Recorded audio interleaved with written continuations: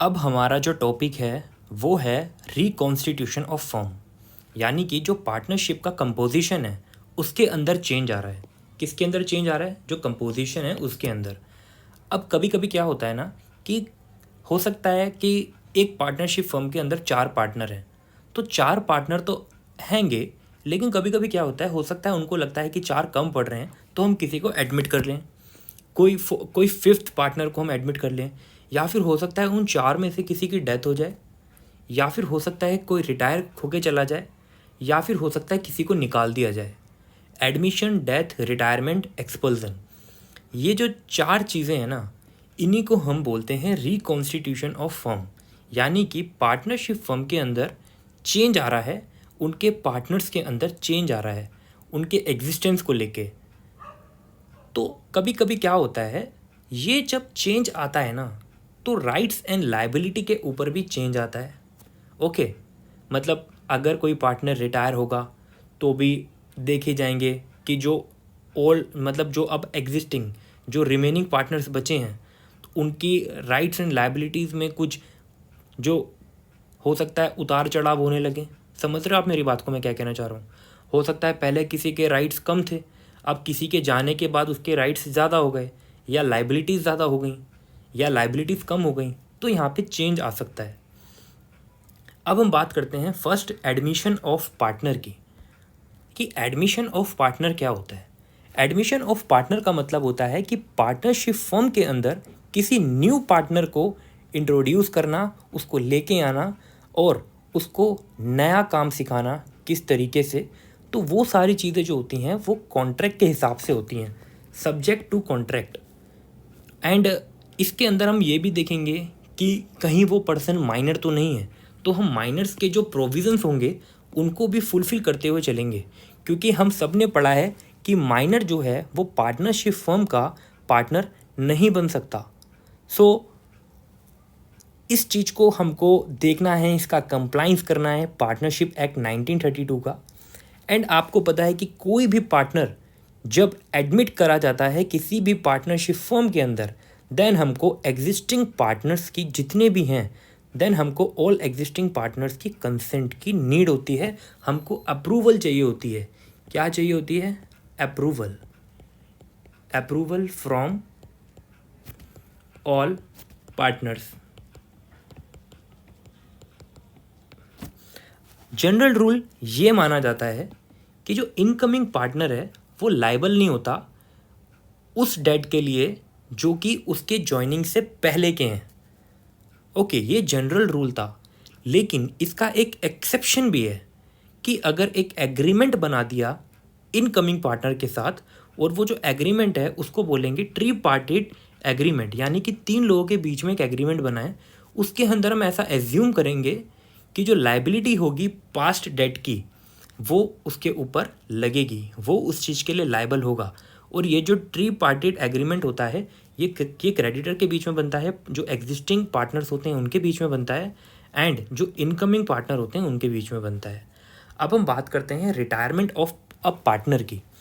तो हमने ये ऑलरेडी पढ़ चुका है कि जो एक पार्टनर है उसके पास ये राइट होता है कि वो कभी भी रिटायर हो सकता है।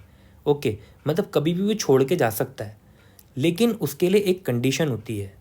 वो ऐसा कर सकता है अगर सारे पार्टनर्स की कंसेंट हो तब, या फिर कोई एक्सप्रेस्ड एग्रीमेंट हो तब पार्टनर्स के साथ, या फिर उसने रिटर्न में नोटिस दिया हो सारे पार्टनर्स को, अपनी इंटेंशन बताना चाह रहा है कि मैं रिटायर होना चाहता हूँ, अगर पार्टनरशिप इज़ एट विल है तब। अब एक इम्पोर्टेंट चीज़ के बारे में बात करेंगे। एक आउटगोइंग पार्टनर है। आउटगोइंग पार्टनर का मतलब होता है जो पार्टनरशिप फर्म छोड़ के चला गया, वो लाइबल रहता है for partnership debt while he was a partner. मतलब वो जब पार्टनर था उस टाइम पे जितनी भी डेट्स होंगे पार्टनरशिप के, उन सब के लिए तो भाई आपको लाइबल होना पड़ेगा। चालाकी मत करो भाई, आप सोच रहे हो कि लाइबिलिटी क्रिएट करके भाग जाओगे, ना बाबा ना, ऐसा नहीं होता। एंड ऑल्सो वो इस चीज़ के लिए भी लाइबल होगा after retirement if he allow himself to be held out as a partner. अगर उसने ऐसा बोला है कि फर्म, मतलब उसका नाम रहेगा वहाँ पे, रिमेन में रहेगा उसकी फर्म जो चलती रहेगी उसमें ऐसा बोला जाएगा कि उसका नाम भी है। तो इस केस के अंदर ऐसा नहीं है भाई, आप लायबल माने जाओगे, ठीक है ना, रिटायरमेंट के बाद भी।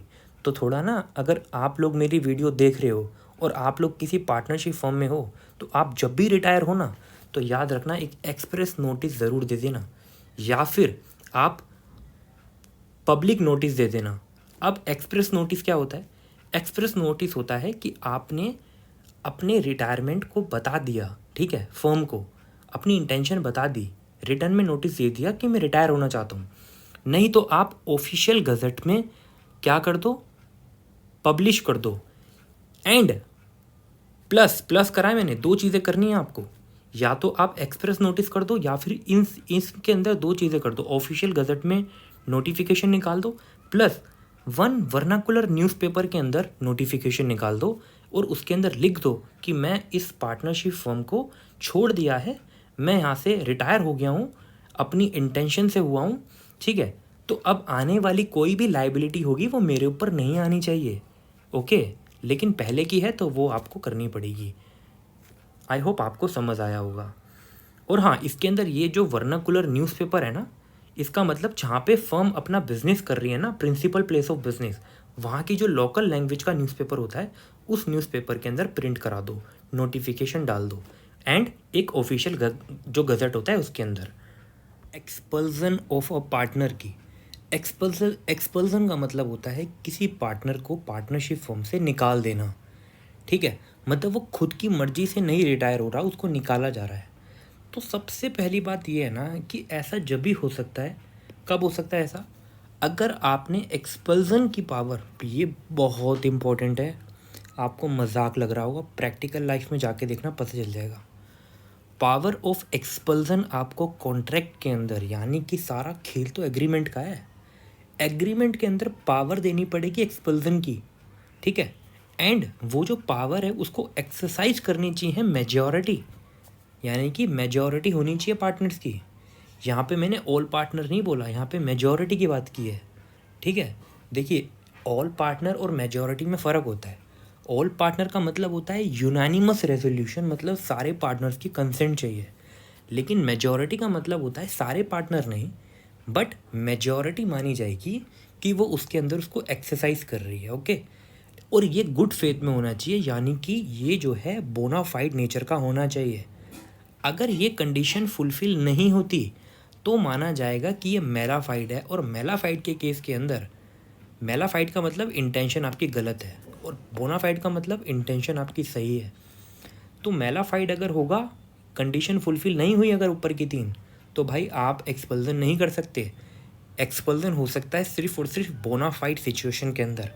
एंड जो राइट्स एंड लाइबिलिटी होगी उस एक्सपेल्ड पार्टनर की, वो सेम रहेगी एज इट इज़ जैसे कि रिटायर्ड पार्टनर की होती है। भाई डेथ और इंसॉल्वेंसी के केस के अंदर क्या होता है? देखिए, डेथ जो है ना, ये एक नेचुरल एक्टिविटी है। मतलब यहाँ पे तो यार किसी का फिक्स नहीं है कि कौन कब मरेगा, किसकी कब डेथ होगी, और मैं चाहूँगा ऐसा कभी किसी के साथ हो ना। लेकिन जो इंसॉल्वेंट का केस है ना, ये कभी भी किसी बिजनेसमैन के साथ या किसी नेचुरल पर्सन के साथ भी ऐसा हो सकता है। अब नेचुरल पर्सन तो सभी होते हैं, मेरा नेचुरल पर्सन कहने का मतलब ये है कि जो नॉर्मल इंडिविजुअल होता है जिसका बिजनेस नहीं होता, इंसॉल्वेंट वो भी हो सकता है। क्योंकि इंसॉल्वेंट का मतलब होता है कि किसी पर्सन की लाइबिलिटीज़ उसके एसेट से ज़्यादा हो गई, ओके। यानी कि एसेट्स कम हो गए एंड लाइबिलिटीज़ ज़्यादा हो गई। इसका मतलब ये है कि वो इंसॉल्वेंट हो गया। अब अगर वो इंसॉल्वेंट हो गया, उस केस के अंदर वो लाइबल नहीं होगा पार्टनरशिप डेट के लिए, okay. Contracted after the date of death या फिर इंसॉल्वेंसी, लेकिन वो लाइबल होगा उन डेट्स के लिए उसकी डेथ या इंसॉल्वेंसी से पहले की, ओके। आई होप तो वीडियो को लाइक करो, चैनल को सब्सक्राइब कर दो आगे आने वाली नोटिफिकेशंस के लिए, क्योंकि आगे आने वाली यूनिट्स एंड वीडियोस बहुत ज़्यादा इंटरेस्टिंग होने वाली हैं। आपको हर एक कॉन्सेप्ट बहुत अच्छे से समझ आने वाला है, जो कि मैं मानता हूँ पूरे MBA कोर्स के अंदर आपको कोई नहीं बताने वाला। सो कोई बात नहीं, सेक्रेटरीज अहेड चैनल आपकी हेल्प करेगा। एंड मैं दीपक आपके साथ हमेशा हूँ। सो आप मेरे को कभी भी कमेंट कर सकते हो किसी भी चीज़ की वीडियो बनाने के लिए। And thank you so much for watching this video. मिलते हैं इसकी नेक्स्ट वीडियो में।